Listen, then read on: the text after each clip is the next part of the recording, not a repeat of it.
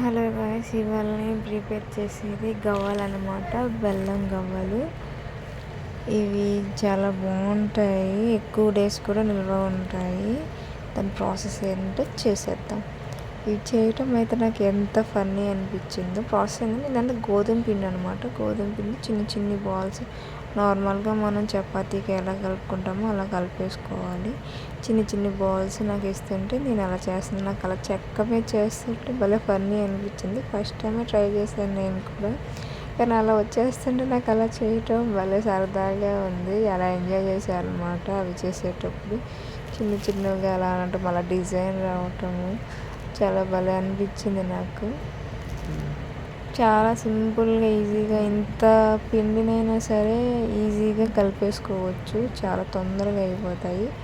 వాటిని ఆయిల్లో హీట్ చేసేసుకోవటం అనమాట. లైక్ వేయించుకోవటం అంటారు కదా, వేపటము. అలా అవన్నీ కొంచెం బ్రౌన్ కలర్ వచ్చేంత వరకు అన్నీ వేసేసి వేపాలి. ఆయిల్ కొంచెం హీట్ అయ్యిందాక కొంచెం ఎక్కువ మందం కాకుండా చిన్న చిన్నవి చేస్తే అవి లోన కూడా కొంచెం పచ్చిగా ఉండకుండా, అదే మెత్తగా ఉండకుండా ఉడుకుతాయి అన్నమాట. మంచిగా ఫ్రై అవుతాయి, కరకరలు ఆడాలి కదా, సో అలా ఫ్రై అవుతాయి అన్నమాట. కొంచెం అన్నీ మంచిగా రోస్ట్ అయ్యేటట్టు, బ్రౌన్ కలర్ వచ్చేటట్టు వేయించుకొని వేపాలన్నమాట. హై ఫ్లేమ్లో వేపేస్తే ఏమవుతుందంటే తొందరగా మాడిపోతాయి. లో ఫ్లేమ్లో కానీ మీడియం ఫ్లేమ్లో పెట్టేసుకొని మంచిగా అవి బ్రౌన్ కలర్లో మంచిగా కాలేంత వరకు చూసుకోవాలన్నమాట వాటిని.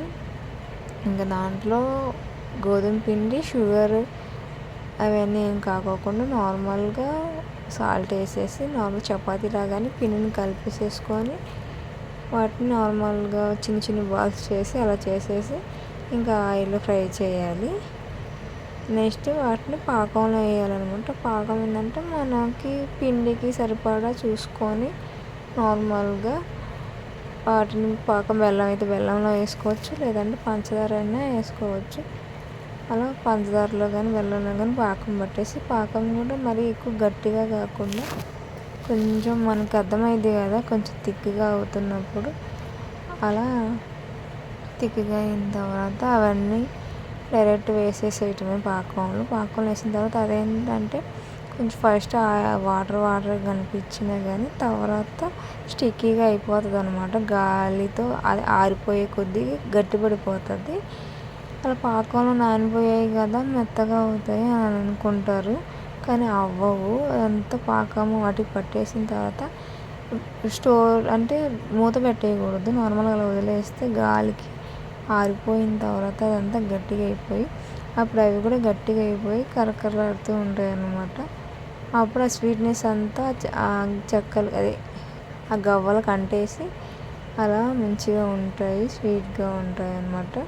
ఒక 1 వీక్ అలా మనకి స్టోర్ అయ్యి ఉంటాయి, బాగుంటాయి స్నాక్ టైప్స్ తినడానికి.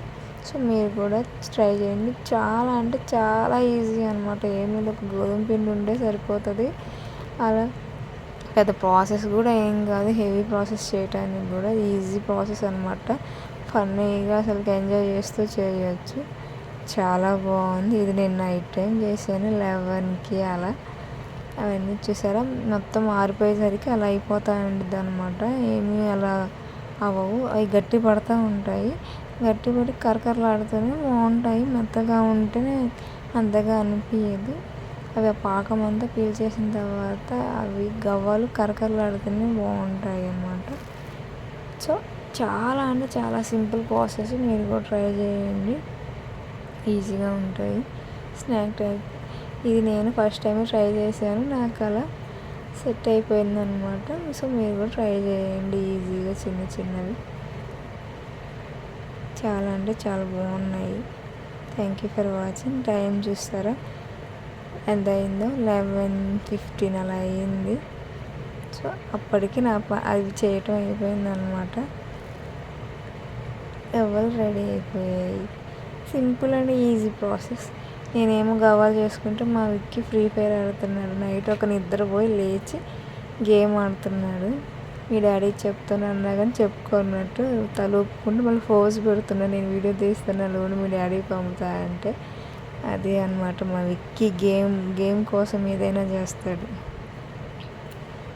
సో వీడియో నచ్చితే లైక్ చేయండి, షేర్ చేయండి. ఇక్కడ మా విక్కీ రివ్యూ ఇస్తాడు, వినండి ఎలా చెప్తాడు. ఎట్టున్నాయి విక్కీ? విక్కీ చెప్పు మంచిగా. బాగాలేదే? బాగానే ఉన్నాయంటే తీగున్నాయా, పుల్లగొన్నాయా, ఉప్పుకొన్నాయా? బాగున్నాయా? తినొచ్చా? సో ఇది ఇవాళ వీడియో. నచ్చితే లైక్ చేయండి, సబ్స్క్రైబ్ చేయండి. Thank you for watching. Don't forget to subscribe to my channel. Thank you. See you in the next game. Bye. Like చేయండి, షేర్ చేయండి, సబ్స్క్రైబ్ చేయండి. Bye bye.